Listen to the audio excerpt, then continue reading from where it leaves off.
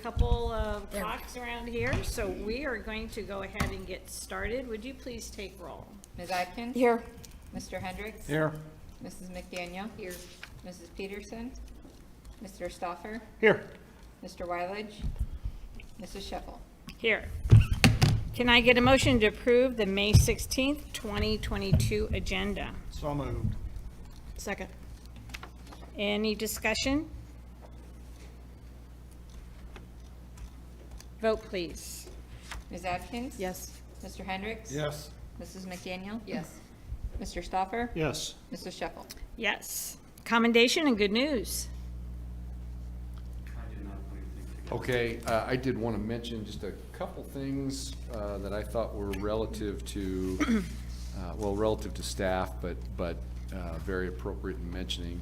And first is, since we met last, I was able to go to the Noon Rotary annual banquet that they have, where they recognize an outstanding student from each school district and an outstanding staff member, and I was there to represent our staff member, which was Brett Ford, and just thought it was extremely fitting for Brett and to be recognized. He's such an iconic teacher. We all know those iconic teachers that we had when we were kids, and some of you have known Brett for a long time, but when you talk to graduates, he's one of those iconic people, and meant a lot to me because Brett was actually the very first teacher that ever reached out to me after I was hired. Outside of meeting folks in the interview process, it was not long after that Brett was calling me on the phone.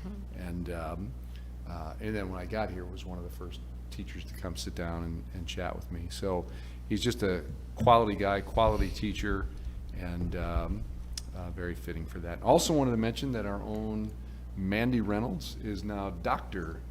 Mandy Reynolds, as she is officially Congratulations. passed everything she needed to pass and actually had her graduation over the weekend from Drake. So she has achieved that milestone, if you will. Absolutely. And did a great job at it. So that's all I wanted to share tonight. Anyone else? Commendation and good news? Oh, I should say, I'm sorry, the student that was recognized was Eleanor Scott at the Rotary.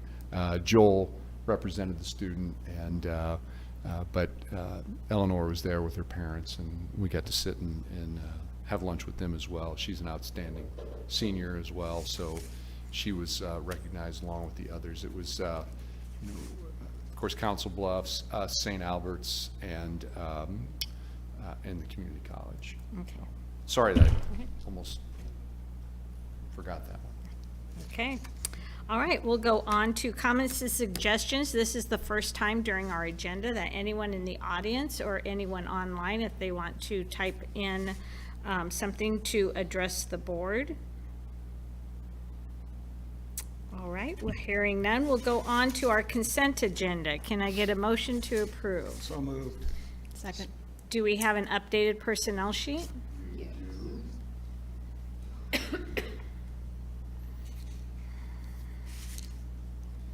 Is there any discussion?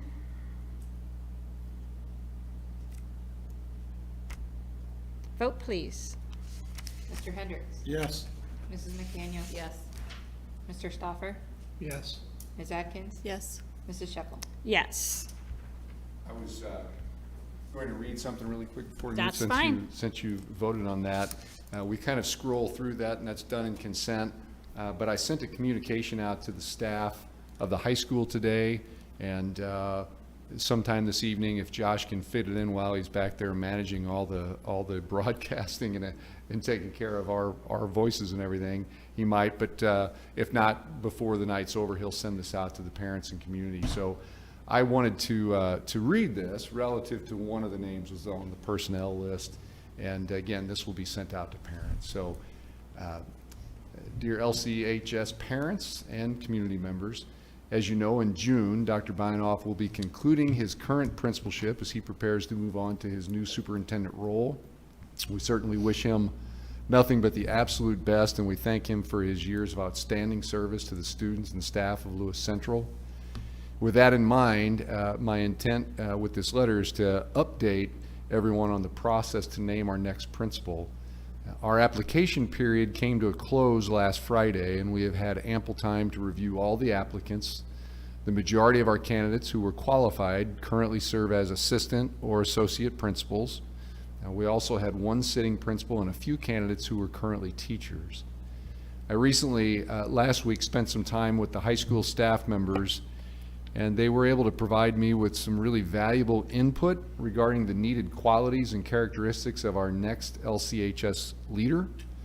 In addition, I've received emails and communications from other colleagues, parents, and community members. And all of the input I've received appears to be completely consistent. And when I say completely consistent, I mean completely consistent, not a dissenting thought whatsoever in what I'm sharing.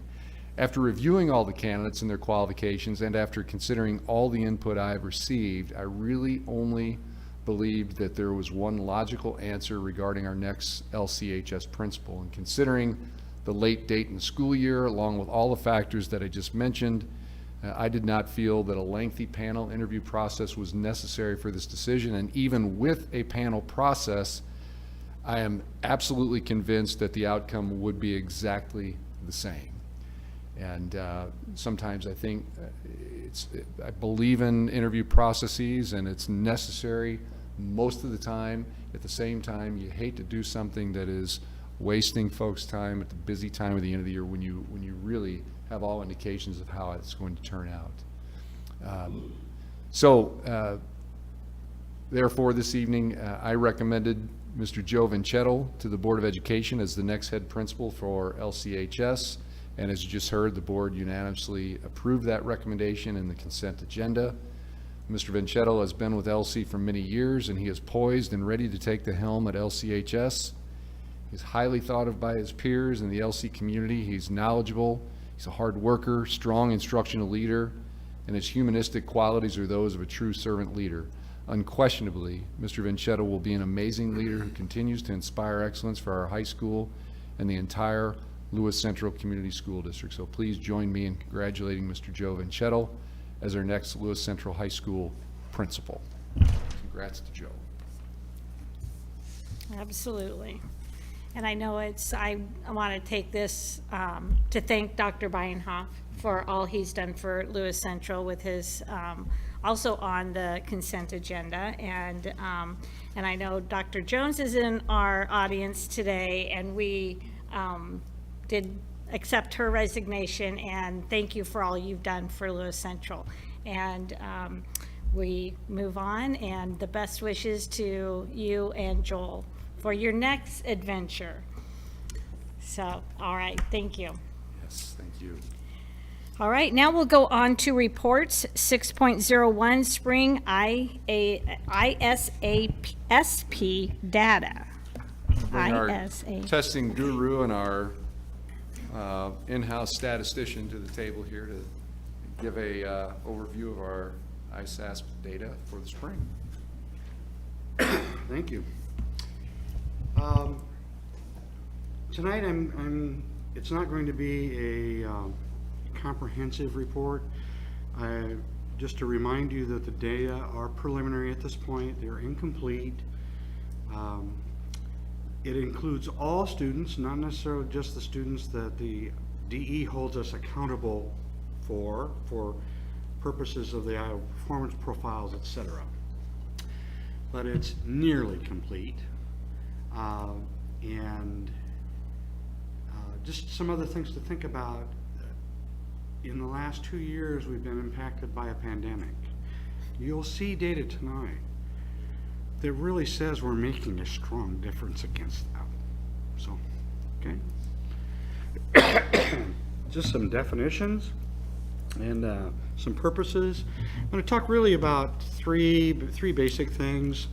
One is, did we test all of our kids? And that's one of the questions the DE asks of us, that we're required to test all students in the district, or do our best to test all students in the district. I'm going to talk about proficiency rates. What I'm not going to give you tonight is a breakdown of advanced proficient, proficient, not proficient. We're just lumping it into over the bar and under the bar for tonight's purposes, right? Which will be the framework, the basic framework that the Iowa School Performance Profile will use later on. And then we're going to look at data over time in two different ways. One is in a cross-sectional way where we look at groups that are not the same kids at all, like this year's fifth grade versus last year's fifth grade. And then what I'm calling some loose cohort groups, which is the same basic group of kids over time. So last year's fifth grade to this year's sixth grade. How did they do in terms of their percent proficient? For definitions, percent proficient is just a reminder, it's an arbitrary number on a score, if you will, a number correct on a particular day in the life of a child. That's what it is. It's arbitrary. And there's some psychometrics behind it that basically say, is this student going to succeed at their grade level or not? But it's an arbitrary number, just so we keep that in mind. And it's one day in the life of a child. Growth for tonight's purposes is not about the same kind of growth that's going to be used in the Iowa Performance Profile. We're just saying, did the percentage change? Did our percentage go up, which will be green, or did it go down, which will be red? Okay? And then, again, cross-sectional and cohort or loose cohort definitions are there for you. Going to look at math first. So the first question is about participation. Did we test all of our kids? Our principals and associate principals did an outstanding job of capturing kids and getting them tested. There were makeup tests clear up until nearly the last day that it was possible in the state to test. And so those are the approximate percentage tested for every grade level. So over 98% of our students will have ISS scores here. Just a reminder that they're approximate. This is data as of Sunday, and there are still some results that are trickling in from makeups. Okay, so the answer is yes, we tested above the bars that the state say for us for testing purposes, for participation. How did we do? Our percentage in terms of proficient in math district-wide is 67.12% based upon the data from Sunday. That is 1.56% higher, so it's green, than it was last year. You notice breakdown by school there. Titan Hill had an 8% increase in proficiency. And the high school and middle school had declines, small but declines in terms of numbers proficient. Okay. When you look at that by grade level, and we're just going to focus on this year and last year for the color, for purposes of color, these are the percentage proficient for each of the grade levels. You'll notice there were 5 grade levels that increased their percentage proficient and 4 grade levels that decreased their percentage proficient. These numbers, I like to think of them as somewhat being in flux. And you've heard me say this before, the pandemic affected our students in math differently than it did in terms of reading. And so our ability to rebound from missing a third of a school year is much more difficult in math. You combine that with a new implementation of a whole new set of resources for math, and there'll be some implementation dip with that these scores truly are in flux right now. We're learning a lot about math, and we're doing some good work in math, and I fully expect that these will be increasing rather quickly in the future, and I'll give you an indicator of what I mean by that in the next slide. When you look at the loose cohort data for math, And remember, this is going to look across time. So where the arrow is, for example, those are fourth graders 3 years ago who tested 2 years later in 21 as sixth graders, and then tested again in 22 as seventh graders, right? You'll notice that there are all but 2 grade levels in math that scored better this year as a group than that same basic group of kids did the prior year. More students are proficient today in fifth grade than there were proficient in fourth grade, for example. The 2 exceptions to that are this year's sixth grade, which is last year's fifth grade, and this year's ninth grade, which is last year's eighth grade. 2 transition years in our system that we've been struggling with for a while. Overall, though, I would say this is very positive data. With the exception of those 2 grade levels, every group of students in our system scored better this year than that same group of students basically did last year, with the exception of those 2 grade levels. Okay. So to recap math a little bit, the idea here is it's easy to show that improvements are being made, that more students are becoming more proficient over time, but there's variation associated with things like missing a trimester of schooling in the last 6 terms, right? And last 7 terms, and the transitions between buildings and implementing a new curricula. So we've got some variability that's been introduced in the system that will be going away over time. Right? For English language arts data, and I've said this to you before, our rebound has been significantly better than in math. Did we test enough kids? Absolutely. We tested more than 98% of our students. And by the way, the approximate numbers down at the bottom, DLM stands for Dynamic Learning Mapping. That is the alternate assessment students for severe special education needs students. Homeschool students are just that. They're students who dual enroll with us to take a particular class. They're excluded from testing. HC stands for Heartland Christian students who are coming to us to take post-secondary enrollment classes, and ISD students are excluded. Okay? All buildings increase the percentage proficient in terms of the cross-sectional groupings from last year to this year. Notice Titan Hill and the middle school had dramatic increases in terms of percent proficient in English language arts.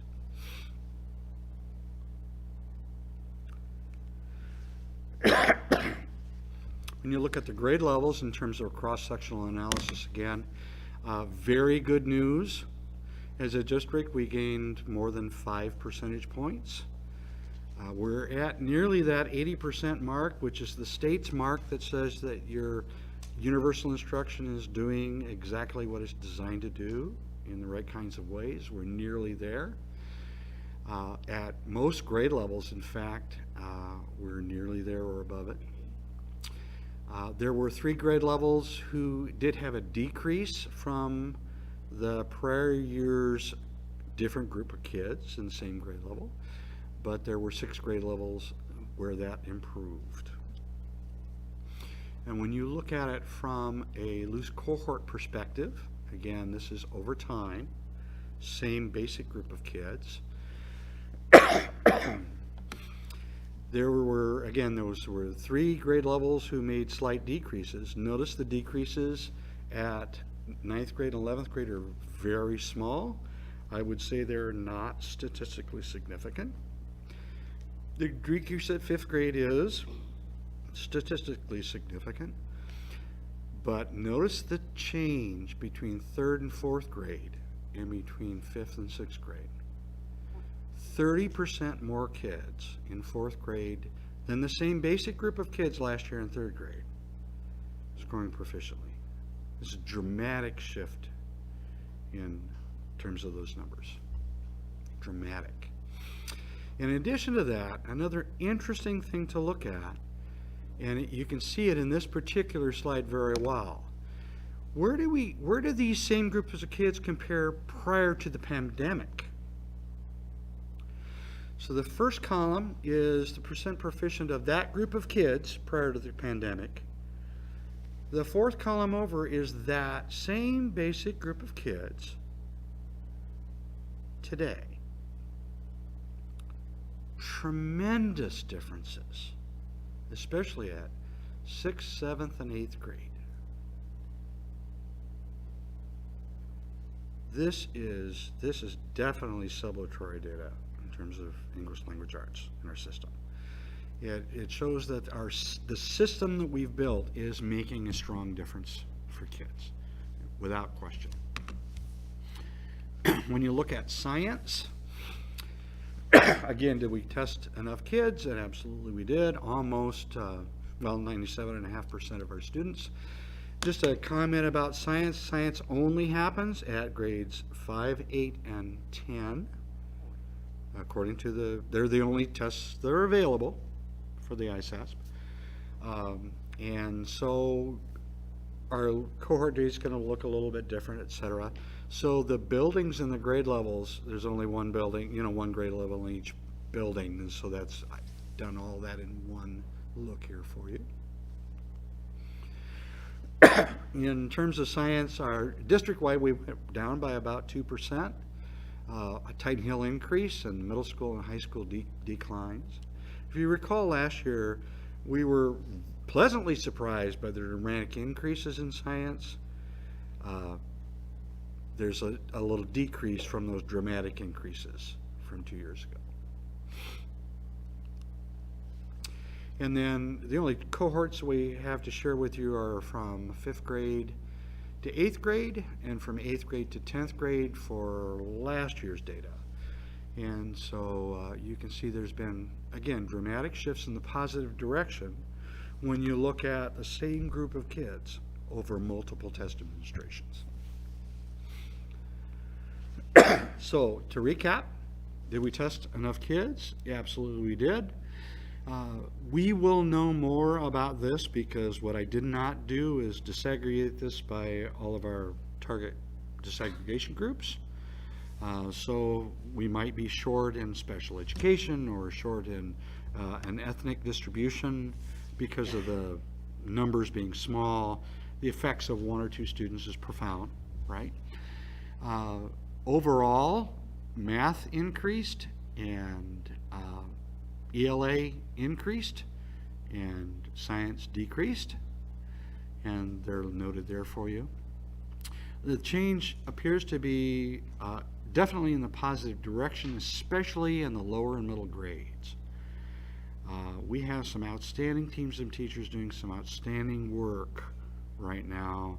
The professional development we've been providing is making a difference. The curricula that we put into place around Lucy Calkins and around reading, the supplemental supports we've added, like Power Up at the middle school, there's just all kinds of things that are contributing positively to getting more kids over that proficiency bar. Okay? I'd like to remind you though also, and I've used this slide a number of times, that it's not just about test scores. In fact, I would say test scores are, the paper likes them, Tim, but really that's not the most important thing, right? There are so many more things that are more important than test scores. Test scores are an indicator of how healthy our system is, and I would argue that our system right now is pretty healthy with many of the kinds of things that you're seeing in the data, right? But it's not just about math and reading and science test scores. It's not about one day in the life of the child that we're sampling to say whether or not we have a great school or not. It's about all the rest of that stuff that goes into it. So, there you go. I would add to that, that, to Dave's point about the newspaper and the media, That doesn't begin with them. That begins with the fact that our country has always struggled with how to really put accountability upon its public schools. And there are so many other factors, so many other barometers. And I concur 100% with Dave that, you know, you can be inside of a system and see the health that exists well beyond test scores. So we clearly are a healthy district, there's no doubt about that. But we do have to worry about that accountability. We are funded by the state and the federal government, so we have to be cognizant of these things, and it is good to see data like this and to feel, you know, that sense of, well, even though that's one piece that we're going in the right direction. We're doing some good things, especially in light of the last 3 years that we've had. And how many times have we said this, that if a child's in second grade right now, COVID is all they've known when it comes to school. And even kids that were already in school for a while, that's kind of been their system. So we're hopefully we're inching out of that to where a system can be more back to normal for all kids and they can feel normal. But anyhow, it is good news. And Dave, thank you for your detail on that and your analyses that really help us and understand what the data brings to us and what it says about what we're doing. Are there any questions?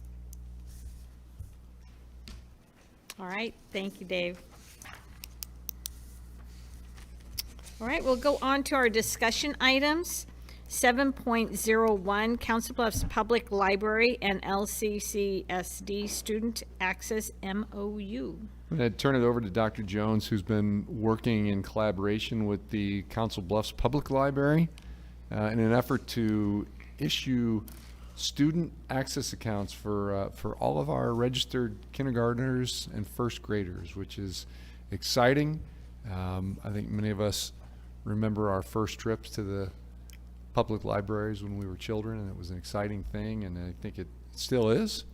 And we still want to do things that definitely encourages our children to be connected to their library. So with that, I'll turn it over to Dr. Jones for an introduction.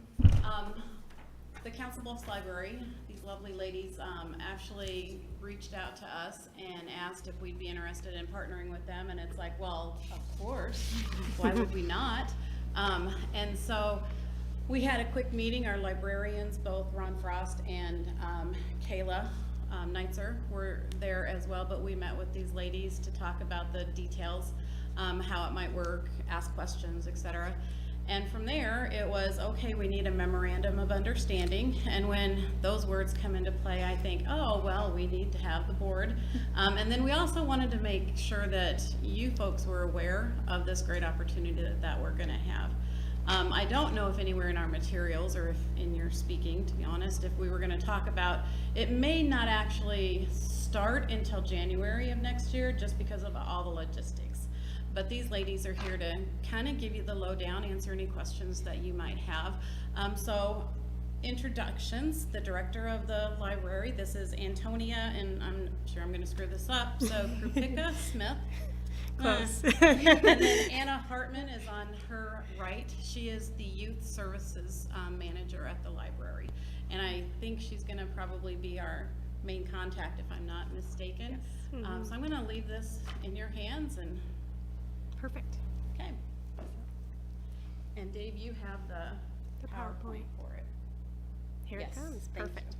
So I am Antonia Krupicka Smith. I am the library director at the Council Bluffs Public Library.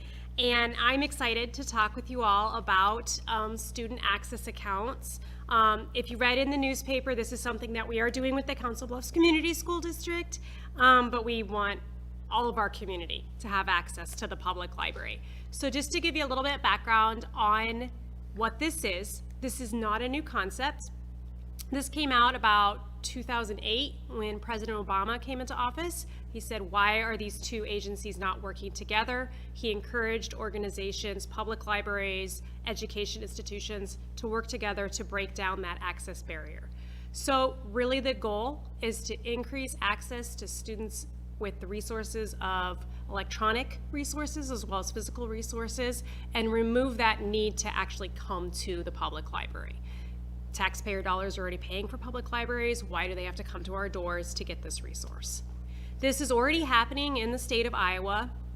Two notable locations are in Iowa City and in Cedar Rapids, something that West Des Moines is working on, Des Moines is working on, Dubuque is working on, Davenport is working on. So it is not something that we aren't, out of line to be working on. This does fall in line already with a lot of the initiatives that the state library supports, such as our open access program.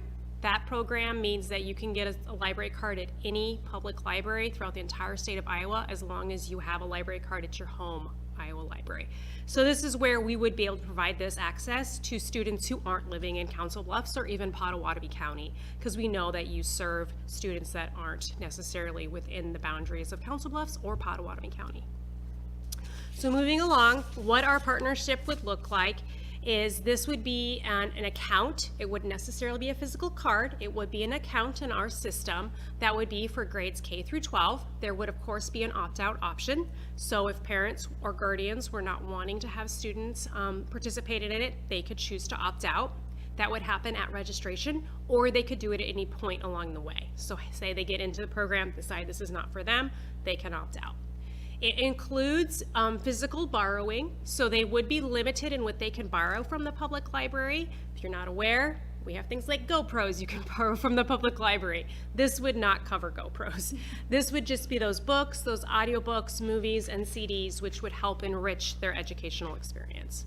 It would provide that full access to all of our electronic resources that are provided through the library. We do have a very extensive budget of over $60,000 worth of resources that we provide electronically, and that does include tutoring services, and that includes a lot of our supportive studying guides, which are really crucial when you're doing those kinds of tests that you might need as you're trying to exit school as well.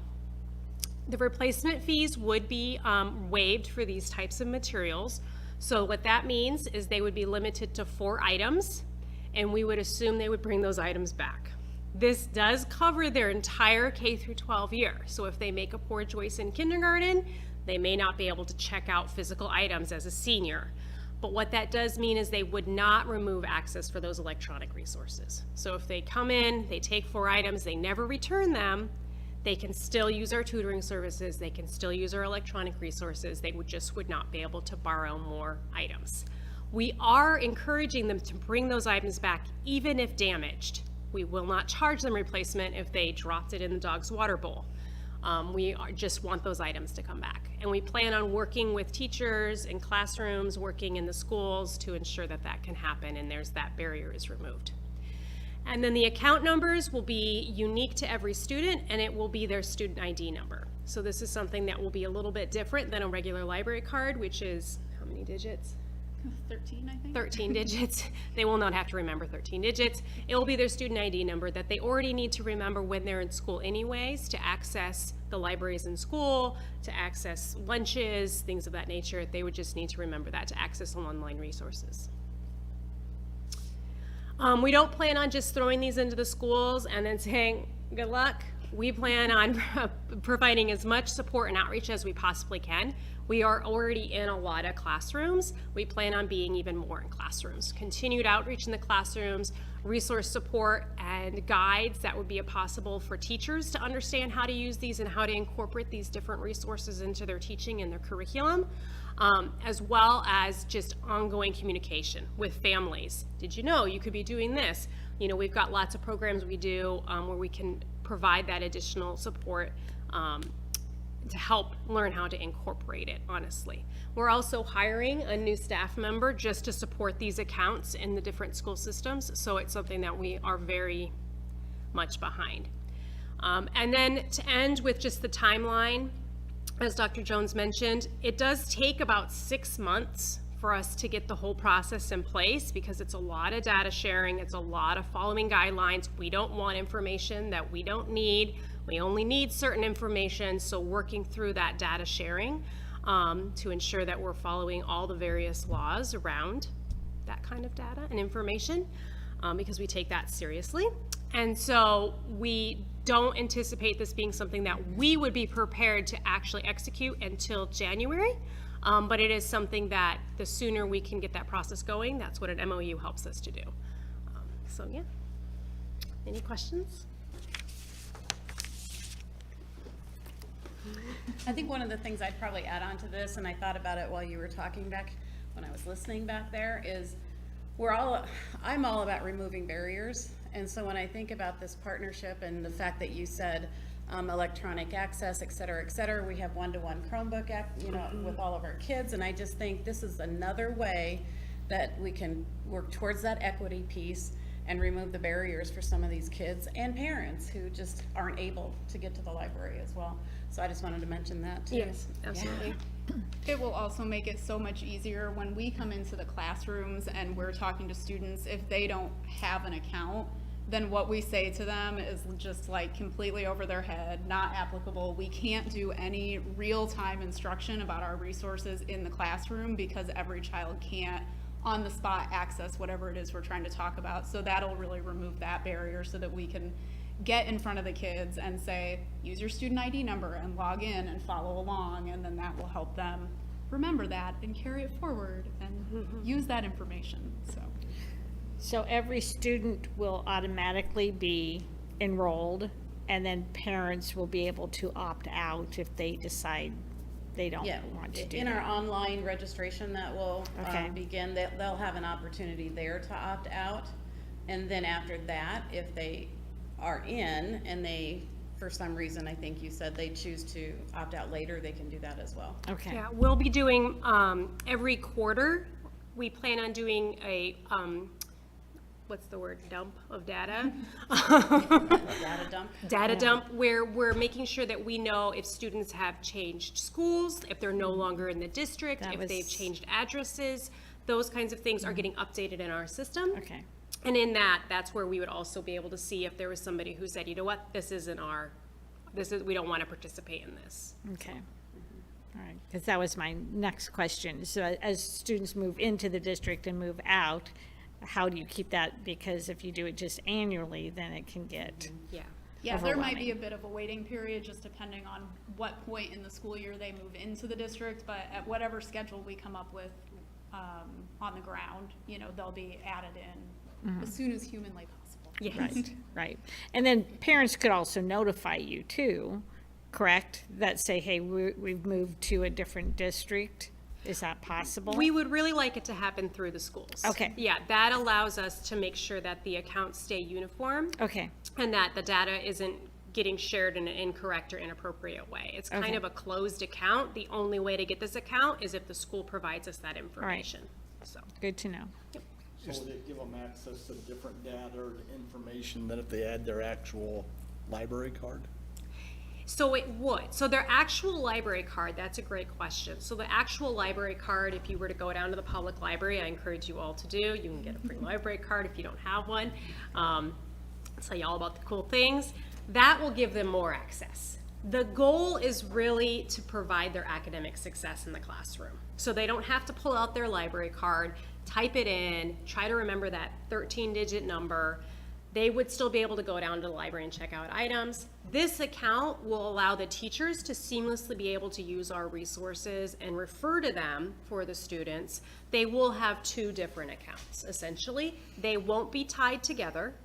They will be separate. Once they graduate, the student account disappears and they can still continue on with their library card.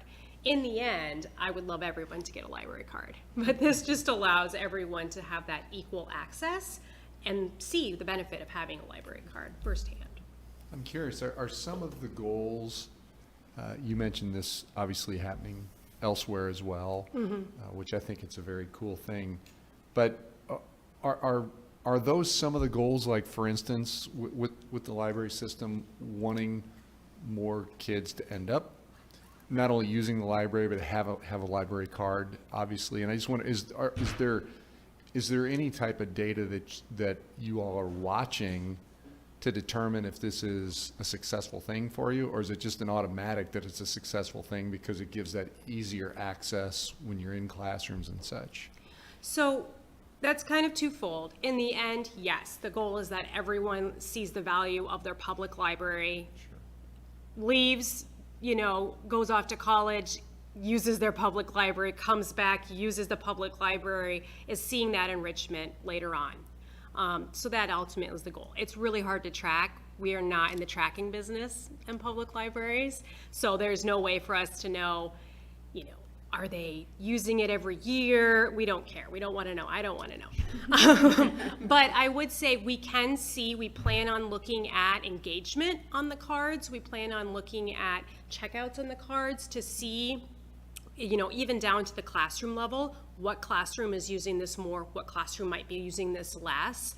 And then we would be able to target resources more to various classrooms and teachers and support in that way. And we plan on working with the librarians on that.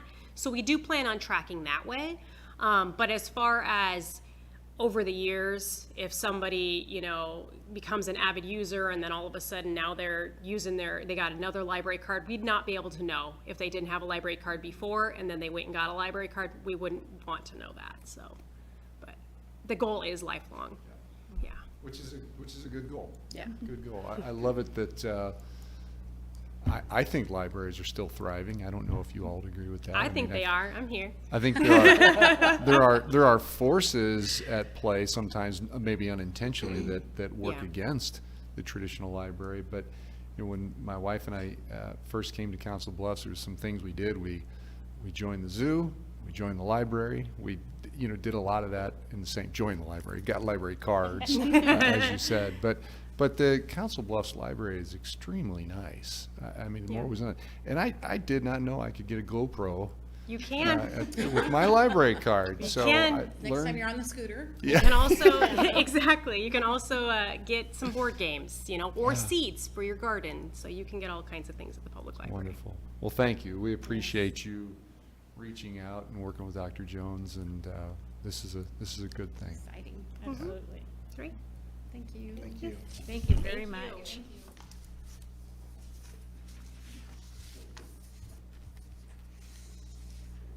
All right, we'll go on to 7.02, resolution for public hearing regarding the sale of property.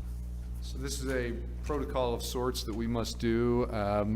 We are interested, per previous discussions, in selling the old ops building and the property that sits on. So the board has charged me in the past with moving forward with that and working with our real estate attorney to make sure we're doing things the right way. So the steps we are taking is first and foremost, we need to hold a public hearing, and we need to advertise that hearing, similar to what we would do for our calendar when we publish it, similar to what we would do for our budget when we publish it. So this resolution just basically informs the public that we will be selling property via or following a hearing that we will have on June the 6th, which is our next board meeting.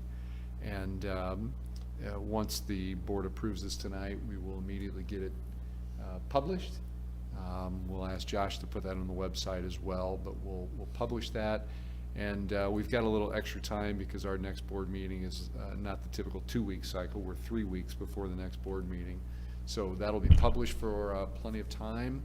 And then when the plan will be, when we have the hearing, there's a couple of things according to the attorney that can happen. The goal will be to then advertise that we are accepting bids on the property for a bid process.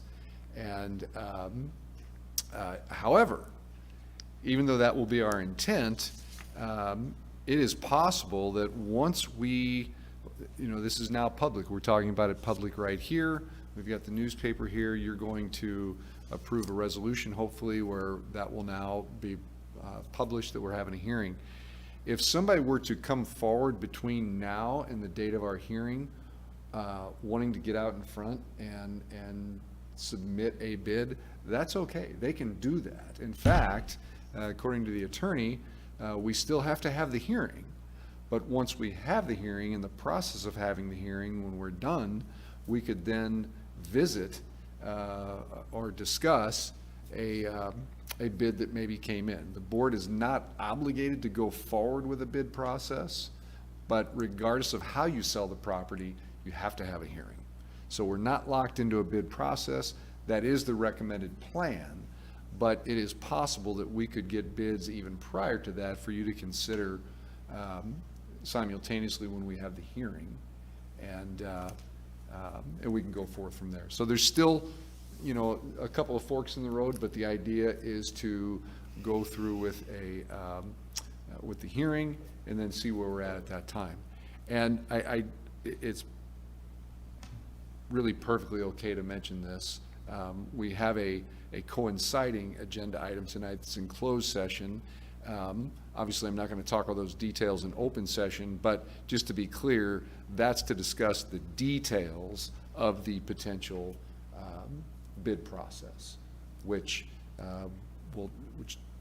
our president always reads why we do things in closed session, but a law allows us to do that if there's any chance that it could impact the sale of the property, the price, by being public in our discussion about maybe minimum amounts that we would want to receive in a bid, such like that. So we don't want to have that in public discussion, public session, since we're basically dealing with the sale of public property. So that is what the resolution is about. All it's saying tonight is that we're going to hold a hearing. That's it. We're not making any decisions. We're just getting the board to approve a resolution. I didn't write it. Andrea didn't write it. Our attorney wrote it, which is the appropriate thing. Absolutely. And that's all we're asking for is approval of this resolution so we can have the hearing next time and get a little more detail about it. Are there any questions? All right. We'll go on to 7.03, employee request for other paid or unpaid leave. We are allowed per Iowa Code 21.51A to have this in closed session to review or discuss records which are required or authorized by state or federal law to be kept confidential, etc. So with that, can I get a motion? Oh, no, yes, we would need a motion to go into closed session. So moved.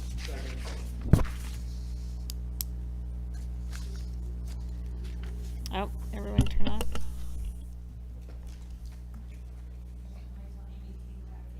That's perfect, because I need to switch batteries. Want me to switch batteries?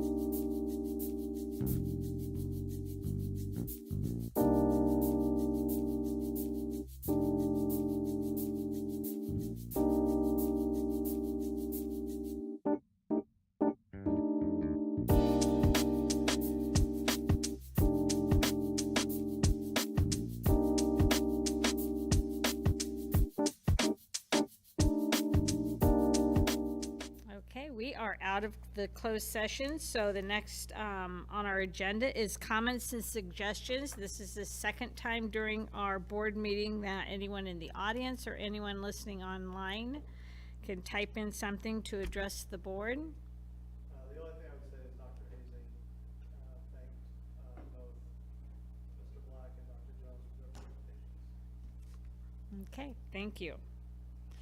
All right, we'll go on to action items. 9.01, Council Bluffs Public Library and Lewis Central School District Student Access MOU.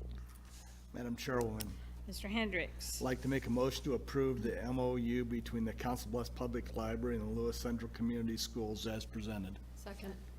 Any discussion? Vote, please. Ms. Atkins? Yes. Mr. Hendricks? Yes. Mrs. McDaniel? Yes. Mr. Stoffer? Yes. Mrs. Sheffel? Yes. 9.02, resolution for public hearing regarding the sale of property. Madam Chairwoman. Mr. Hendricks. I'd like to make a motion to approve the presented resolution for a public hearing to be held on June 6, 2022 regarding the sale of property. Second. Any discussion? Vote, please. Mr. Hendricks? Yes. Mrs. McDaniel? Yes. Mr. Stoffer? Yes. Ms. Atkins? Yes. Mrs. Sheffel? Yes. 9.03, employee request for other paid or unpaid leave. Madam Chairwoman. Mr. Hendricks. I'd like to make a motion to approve the employee request as presented in closed session. Second. Any discussion? Vote, please. Mrs. McDaniel? Yes. Mr. Stoffer? Yes. Ms. Atkins? Yes. Mr. Hendricks? Yes. Mrs. Sheffel? Yes. Discussion items, 10.01, the superintendent eval and review. I did email all the board members comments that everyone had given me. Is there a reason to go into closed session? Do we need to discuss anything, or can we go ahead and not go into closed session for the eval? I didn't get a chance to look Okay. Do you want to go ahead if you haven't had a chance to look at it? If you want to, we can also go into closed session next time. Or the other part was the targets for the next year. Was there any thoughts on that? If we wanted to go into closed session to discuss it. So everyone, what we can do is just contact me, not the entire group, which no one has we haven't discussed it through any emails or anything. If you feel like we need to go into closed session for these two, we can do it the next meeting and I'll let you know. Otherwise, if everyone's good, we don't need to go into closed session because we are missing 2 board members also. Okay?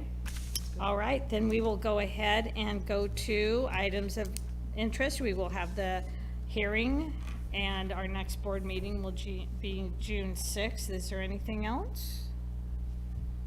The other thing, we have adequate board members for graduation. That was the next thing, because we will have graduation before our next board meeting, and I believe, There's 3 for sure. Bob, Yeah, I'm gonna be there for sure, yes. were you going to? I will if you need it, but I don't have to. Okay, we have 3 I've definite. got 3. And so if you want to, that's fine. I mean, we've had 4. Okay. I mean, the entire board can show up. I will mean, be there, but as a parent, I will not be on stage. You won't be on stage, okay. I'll let her know tomorrow.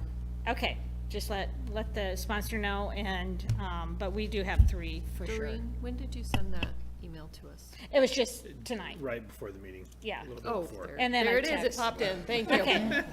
I text everyone to say it was there, and then I sent it, because I just got a last minute Thank you.